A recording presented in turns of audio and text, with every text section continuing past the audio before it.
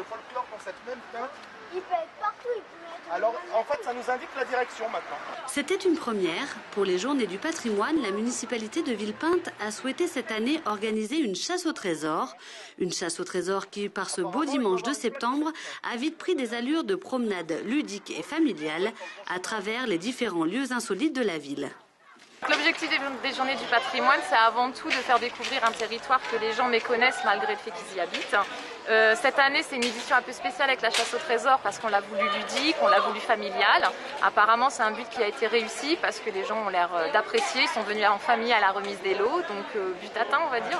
3 parcours réalisables soit à pied au Vieux-Pays, soit à vélo au Vert-Galant ont permis aux explorateurs de découvrir des ruelles et des sentiers peu empruntés, mais aussi le Lavoir, la ferme Gaudier ou encore l'Abreuvoir. À trottinette, à vélo, à pied, c'est parfait. On a découvert des lieux qu'on n'avait pas l'habitude de visiter.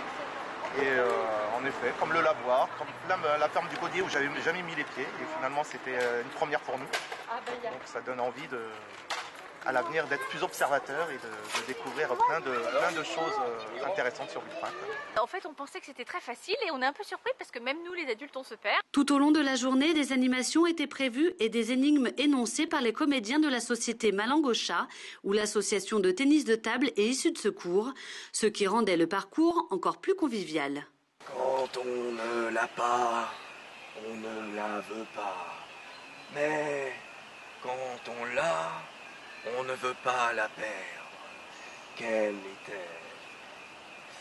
Ça, c'était la première. La deuxième, plus simple, peut-être plus piège quelque part, est si un éléphant rose se baigne dans la mer Rouge, comment ressort-il?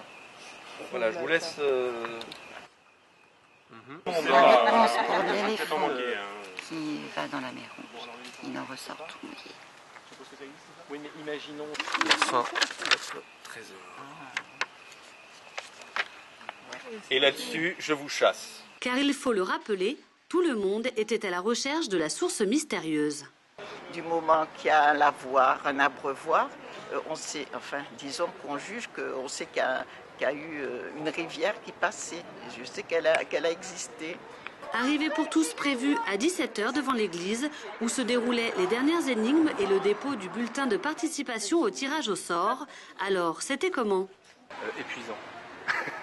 Non, très bien, honnêtement très bien. C'était très instructif parce qu'en même temps on découvre des rues ou des passages qu'on ne connaît pas, pourtant en habitant ici.